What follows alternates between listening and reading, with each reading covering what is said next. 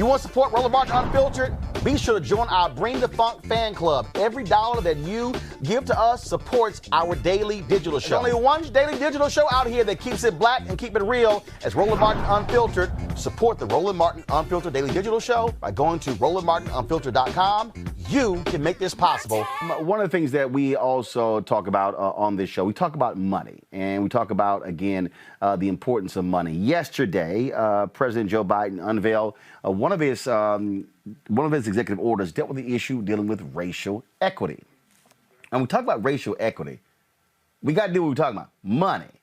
Susan Rice also spoke about that in terms of mandating all of the federal agencies be focused on that very issue of equity, putting that at the forefront. Now, I've told you all about this, and I just want to give y'all again how we're going to start breaking this thing down. One of the things that we're going to do here on Roland Martin Unfiltered, we're going to be looking at this issue of equity from multiple departments and showing you where your tax dollars are going. Now, the other day, I had a 45-minute conversation with Joe Anthony, who is suing DDB over him helping them get a $4 billion contract with the U.S. Army. A 10-year contract, $4 billion. It's $400 million a year. Now, I told you the amount of money that the federal government spends every single year when it comes to media advertising and how we are locked out. Well, when I was talking to Joe, I referenced a 2018 report that was commissioned by Congresswoman Eleanor Holmes Norton by the Government Accountability Office. The NNPA, the National Newspaper Publishers Association, the Black Press of America, asked her to put this together so they can have a real accounting of how much federal money, your tax dollars, are being spent and where is it going. That GAO report revealed federal agencies spend very little advertising with black and other minority-owned businesses. According to their report, between 2013 and 2018, federal government agencies spent $5 billion on advertising. Let me repeat that for y'all. $5 billion in 5 years. $327 million went to minority-owned media companies. $51 million of the $327 million went to black media. So again, $5 billion, $327 million going to minorities, $51 billion of the $5 billion going to black folks, 1%. Congresswoman Norton says she would work with black and minority publishers to press her colleagues in Congress to demand greater spending on minority-owned outlets to reach minority audiences that most traditional outlets do not. The question is, has that been happening? Joining us right now is Dr. Ben Chavis. He's the president and CEO of the National Newspaper Publishers Association. Being glad to have you back on Roland Martin Unfiltered. You cannot have a growing media entity if you don't get advertising money. Pure and simple. That is the lifeblood of every media operation. Fox News profits $1 billion+ a year. CNN, some 700 million. MSNBC, 600-700 million. That's profit. They make way more than that. But the reality is, when you start talking about black media, it ain't even close to that because we've been frozen out. This GAO report was important. What has happened in the last 2 years with us starting just now in 2021? Thank you, Roland. This is a very important issue for all black-owned media. And certainly, it's a good thing that President Biden now has put as a priority the question of equity. And once he signs these executive orders, which he has, the question now is, how will these executive orders be implemented? Who's going to ride herd? I understand that Ambassador Susan Rice has been given a responsibility to have interagency oversight. The federal government in 2021 is still the largest single advertiser, over $1 billion. And a lot of that money does not go to black-owned media. So what needs to happen is there needs to be further legislation. Eleanor Holmes Norton's bill was the start to get the study done.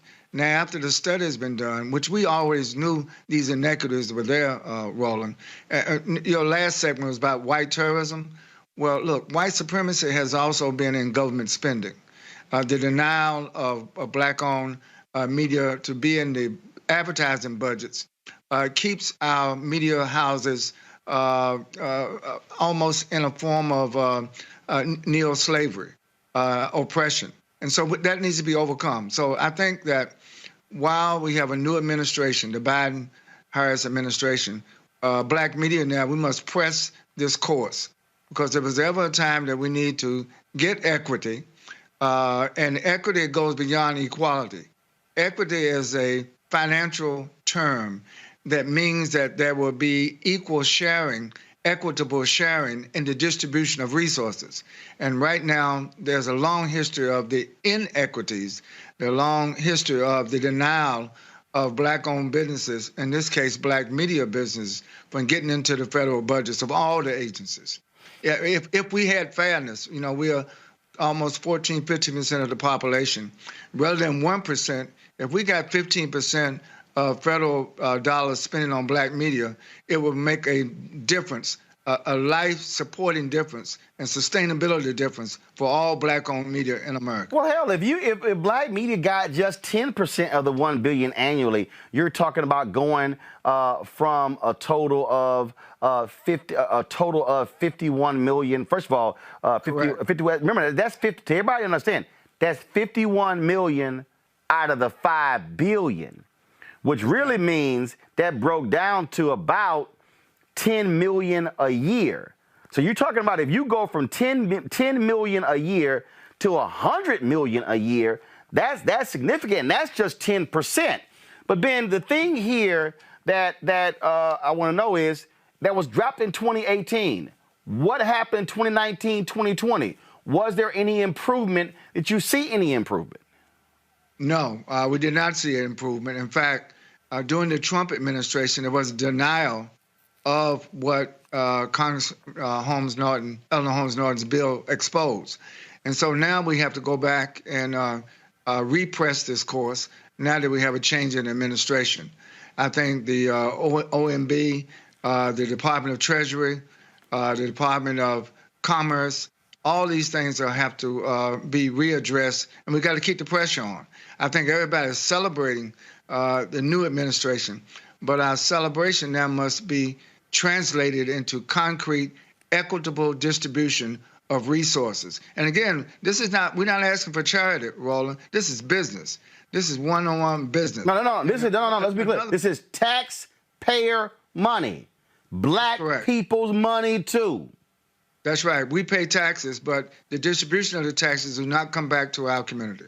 Plus, spending. African Americans spend over $1 trillion in the American economy every year, but very little of that money is turned back into our communities. But I think also what we have to do is this is actually a multi-level approach, which is what I was talking to Joe Anthony about the other night. And that is what really happens here is, first,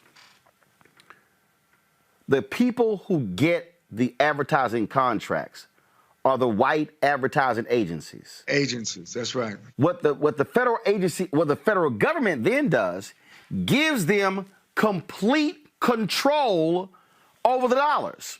So you don't have any real oversight or demands for how they should operate.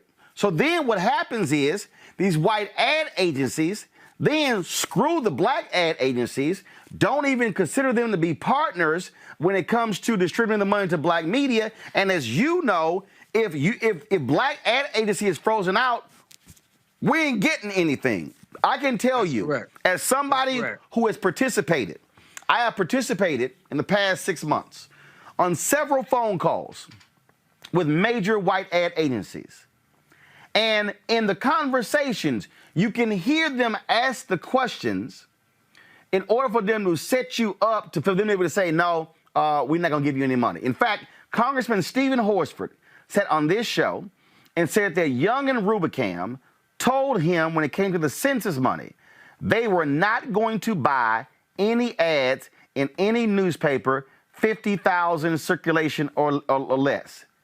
Ben, that's 98% of black newspapers in America. Exactly. Well, again, it's institutionalized racism. I can put it like you said, Roland. It's institutionalized white supremacy racism. It's institutionalized white supremacy inequities. And so President Biden and Vice President Harris, they're going to be challenged, not only by these white supremacists that are going crazy in the street level, but white supremacy is also in public policy making. White supremacy is also in the regulatory agencies. And these advertising agencies that you mentioned, why do they keep getting all of the federal contracts? And that needs to be looked at, because these ad agencies are a fundamental part of the problem. And so, again, I need for the people at home, because one of the reasons why I'm purposely doing this, I'm going to bring my panel in just a second, and they have questions for you as well, Ben. I'm trying to walk our people through this because I think a big part of this is that our folk don't know. And when I say our folks, I don't just mean the people who are watching. I'm telling you right now, city council members don't know this. County commissioners, state legislators, our CBC members don't know. They go out and they fight for the additional money to be placed in the budgets, but then don't understand what happens once the money is allocated and then how they freeze us out. They don't understand how what some of these white ad agencies will do is go out, hire them 2 Negroes, I'm saying that for a reason, give them a $60,000 or $70,000 consulting contract. Those 2 Negroes are happy, they got them a consulting contract without realizing that they really are screwing the black ad agency out of $30, $40, $50, $60 million. So you took $70 million, you took $70,000 or $100,000 or $200,000 for a consulting contract when, dumbass, you could have got $50 million. Because if you do the numbers, let's take the U.S. Census. Y&R had access to $350 million. Y&R gets the contract. Y&R takes their 15% off the top. Y'all, do the math. That's $42.5 million. Then they assign it to another agency that they own. Then they get their cut. Then they assign to another agency that they own to handle the digital, the print, and the broadcast. They all getting cut. So the $350 million, by the time it gets down to being spent, hell, they already took $100 million. So Roland, we need to call them out. But your point about the lack of information and facts steadily, consistently, on a daily basis going to the black community, that's a great point. What I think we should work together, Roland, we need to come out with an equity report card on all the ad agencies, on all the federal agencies, anybody dealing with advertising dollars in the government sector, not on the federal level, state level, municipal level, and county levels. I'm telling you, African-American owned businesses, particularly black-owned media businesses, are being robbed every day because of these inequities. So, again, for everybody who's watching at home, I'm trying to connect the dots here so people understand what we are dealing with. And what we're dealing with right now is how the system is set up. And then what they then do is they then begin to look into the loopholes, then how to freeze people out. I have called for the Congressional Black Caucus to demand an audit of Young and Rubicam to know where every single media dollar went to go for the United States Census. Every single dollar. And I don't want groupings. I don't want groupings of this is how much minority media got. No. I want to know specifically, here were the media outlets. I want to see who got the most to who got the least. And then I want to see who they identify as black-owned media. Because again, to me, the audit needs to be black. It needs to be minority media.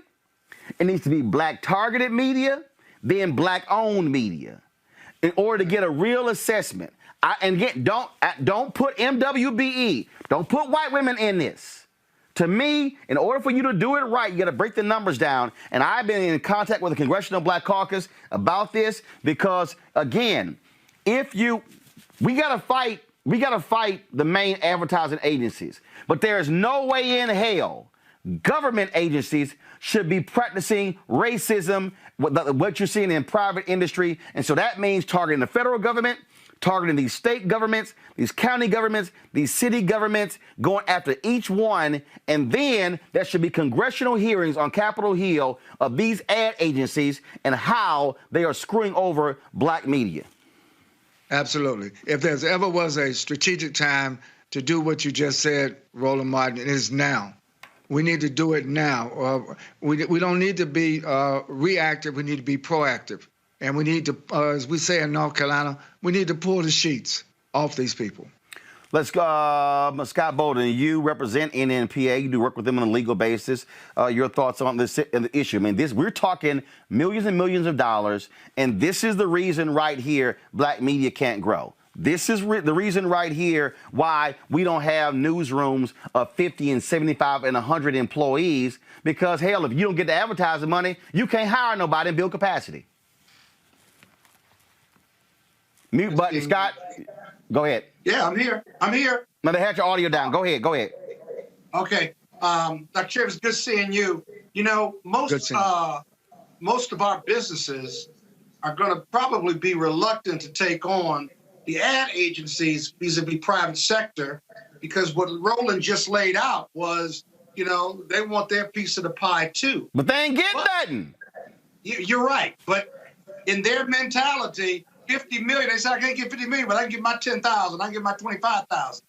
So Dr. Chavis, my question to you is, in partnering with NABJ and other organizations and going to the Hill to advocate, and I know you do that every year for NNPA, who are your angel investors in the House and Senate and in the White House? Who carries that fight for us against the federal government as you represent the NNPA, and obviously NABJ is out there as well? Who are your angel investors on the Hill that can take this fight and see it through to the end?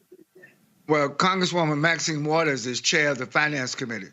We've had some discussions about this. She has oversight over all the banking and the financial services institutions that also don't advertise with black-owned media. So Congresswoman Maxine Waters is one. But I would also say now, because of the announcement this week by President Biden that Ambassador Susan Rice certainly needs to be called upon. We need to meet with her like ASAP to make sure that her responsibility now to provide oversight over all of the federal government. They like to use this term, a whole of government approach. Well, we need a whole of government approach from the White House to members of Congress, but also we need NNPA, NABJ, and other black-owned media organizations to press this course. Now's the time to do it. Well, look, so just legislation or reg that says 20% of that $1 billion needs to go to black media. Isn't that just the more simple answer? Well, again, getting those formulas, getting those policies in place. We've just witnessed 4 years of triage, 4 years of denial. If anything, the last 4 years, the Trump administration did everything they could to put black people out of business, rather than in business. And so now we have to recover not only from the coronavirus, but we have to recover from systemic white racism, terrorism, both on the streets and in the pocketbooks of black-owned businesses. Robert Patillo. One of the things that we've seen this year in particular is the need to address black audiences. During the campaigns, there was a special effort made to target black folks, and in many ways that was brought Democrats across the finish line. As we're rolling out the coronavirus vaccine, there's been a great emphasis on communicating with black communities. The military each year is one of the largest advertisers in the country, and they're more than happy to recruit black and brown people for the military, but they aren't spending that money in with black and brown media outlets. What can be done legislatively? What can be done, put into law that will not violate any, what the model legislation out there that would address these issues? Because simply put, this is a line item in a budget issue that that could pass very easily. But where's the legislation at, and who's pushing that legislation? 1 second. So before you go there, let me unpack this here. There were people who were patting themselves on their backs about the amount of money that was being spent on black media. But let me be perfectly clear, it simply was wholly inadequate. Now, you're talking to somebody who did get money. from the Biden campaign, Ossoff and Warnock campaign, the DSCCC? Was it what it should have been? Hell no. Now, why am I saying that? Because let me be real clear. Political dollars, just like other folk, they expect us to take crumbs as opposed to appreciating what we actually bring to the table. Now, when folk get in trouble, then all of a sudden they respect us, and then they want to come as the last second. And so what I'm talking about here, because I dealt with the same thing dealing with the DSCCC. We were on a phone call with the white ad buyers, and they sitting here with what are your metrics, what are your numbers, all this sort of stuff along those lines, and they were not treating us being like a media company. They were treating us like a specialty, like you a celebrity. I'm like, no. Talk to me like you talk to CNN. Talk to me like you talk to Fox News and all the Atlanta radio stations and TV stations who got paid. And so it's all of that. See, Ben, if we put the federal government on notice, private industry will be on notice. Political parties will be on notice. That's why it's important to get them to act right, because the argument we can make is that's tax dollars y'all are screwing us out of. Absolutely. Everybody knows the power of the black vote. Biden would not be president. Kamala Harris would not be vice president. The brothers and the election that took place in Georgia would not have happened without the black vote. In fact, the Democratic Party would not be leading the House, the Senate, and the White House if it were not for the black vote. The question is, why do we have to now beg the people who we put in office to treat us right? That's what's at stake. It is not only a question of equity. It's also a question of integrity. It's a question of reciprocity. It's a question of respect. And we are going to press this course like never before. You know, I get a kick, Monique, out of stuck on stupid people who, one, think they know what we're talking about as if we don't know it, as if we ain't been living this. I mean, you know, I've only been doing media for 38 years. I mean, that's it, just only. You know, then somebody put study CNN, ABC, NBC as a model for international growth. Your ass can't go international if you can't be national, Thomas. See, I mean, stop saying stupid stuff, okay? I can't. How in the hell am I going to go across the pond if I can't even go across town? That's right. Wait, was his name really Thomas? But see, and again, but people don't understand, okay? You do not have a dedicated individual who covers Congress for black media because we can't afford the extra staff. This is a numbers game. Look, I got 12 people who work for me. Do you know a bunch of black newspapers ain't got 12 people? And again, it's capacity. If you're not getting the dollars, you can't hire people. You can't hire people, you can't cover stuff. You can't cover what's happening in your city, you sure as hell can't cover the state. You can't cover the nation, and you can't cover the world. Okay, yes. Is it my turn? Yes, go. All right, I'm ready. So from last night, and thank you, Roland, just in the middle of the night, the wee hours of the morning, coming on to my live, but I want to continue that conversation because I was talking about this word equity and the difference between equity and equality and how grateful I am for this current administration that understands that it's not just nomenclature. And where I guess I would agree, I'm not going to disagree with Dr. Chavis. I love you, Dr. Chavis. God bless you. But the rest of y'all, the way that I'm going to disagree is it's not just money.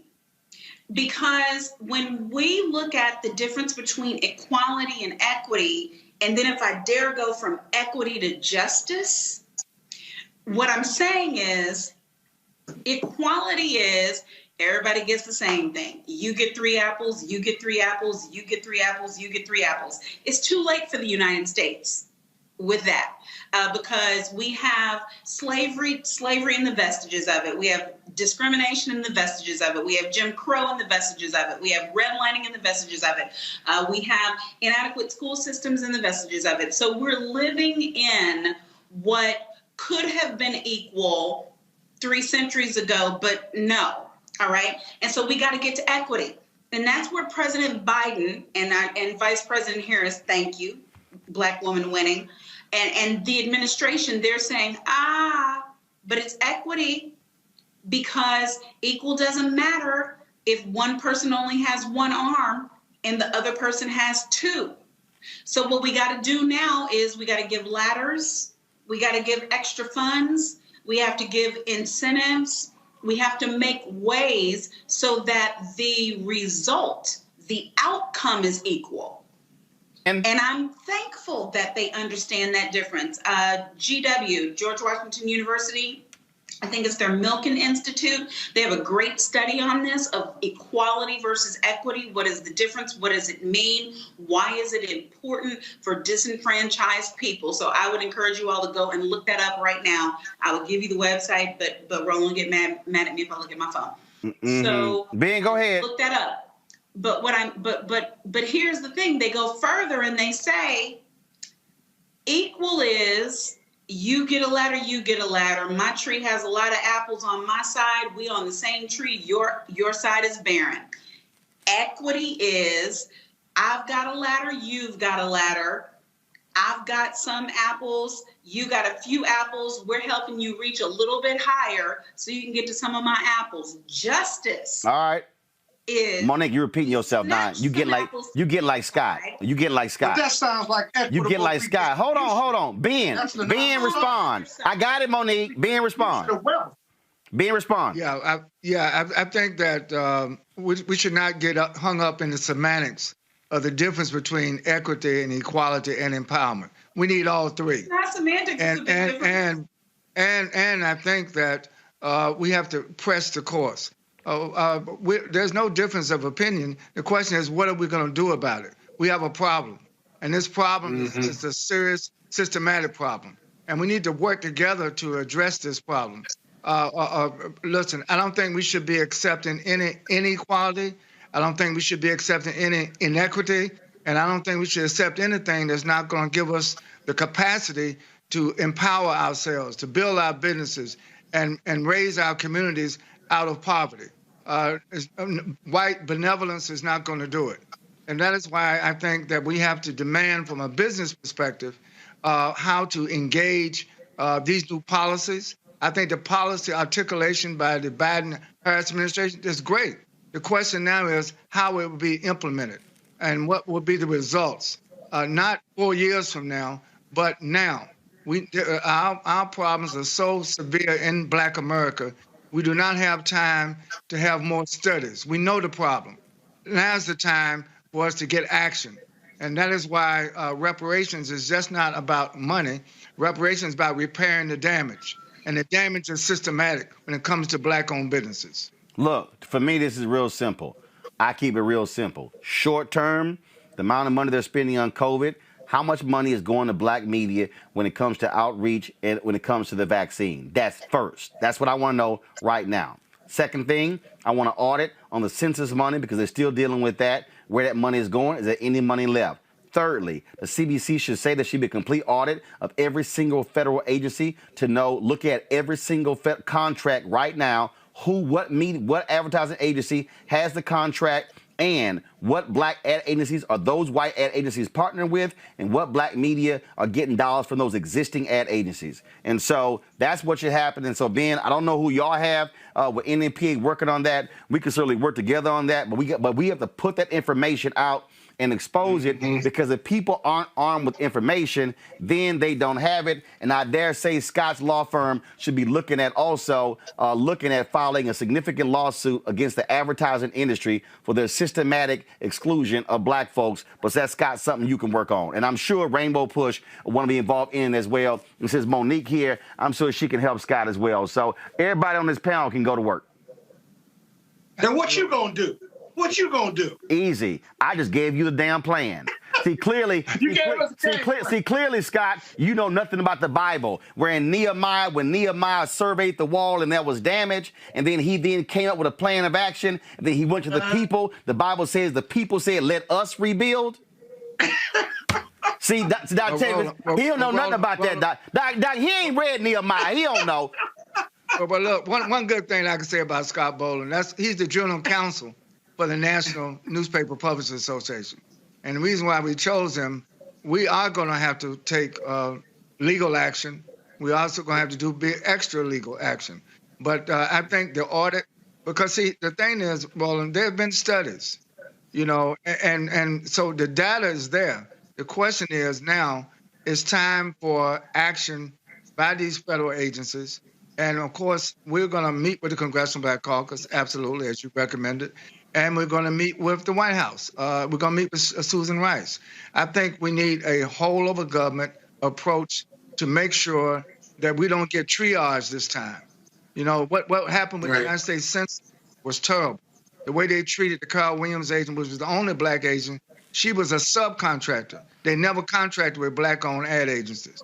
They did it with the white agency, and that's why black-owned media did not get a fair share of those advertising dollars. That only happens every 10 years with the U.S. Census. All right. Dr. Chambers, if I may, Roland, if I may. 30 seconds. 30 seconds. 30 seconds. The attack has to also go to the agency. So when that bid comes out, we're not accepting subcontract. We need to be a direct contractor. And the way the bid is written has to be looked at. And then you can contest that bid through a bid protest so that we get more direct contract versus subcontract. Yes, and I'm saying that's what your law firm is there for. Ben Chambers, I appreciate it. Thanks a lot, man. We're going to keep this thing going. In the words of that financial wizard, Frank Lucas, the gangster, I'm going to get that money. It's right on TV, right? You just said it just like that. He said it. All right. Denzel in the movie. I'm going to get that money. Ben Chambers, I appreciate it. Thanks a lot. Like you went to Texas A&M. All right, stop talking, Scott. Thanks, Ben. I appreciate it. Show. Scott, will you be quiet? Every Wednesday, I got to do this. Robert and Monique know how to be quiet when I'm trying to end a segment. Thanks, Ben. I appreciate it. All right, y'all. All right, folks. Back to our Roland Martin Unfiltered video in just one moment. It's time to be smart. When we control our institutions, we win. This is the most important news show on television of any racial background. Y'all put $2, $3, $4, $5, $10, $15, $20, $30 on this and keep this going. What you've done, Roland, since this crisis came out in full bloom. Anybody watching this, tell your friends. Go back and look at the last 2 weeks, especially of Roland Martin Unfiltered. I mean, hell, go back and look at the last 2 days. You've had sitting United States senators today, Klobuchar and Harris. Whatever you have that you can bring to Roland Martin Unfiltered to support it, please do, because this information may literally save your life. Watch Roland Martin Unfiltered daily at 6 p.m. Eastern on YouTube, Facebook, or Periscope, or go to RolandMartinUnfiltered.com. Support the Roland Martin Unfiltered Daily Digital Show by going to RolandMartinUnfiltered.com. Our goal is to get 20,000 of our fans contributing $50 each for the whole year. You can make this possible. RolandMartinUnfiltered.com.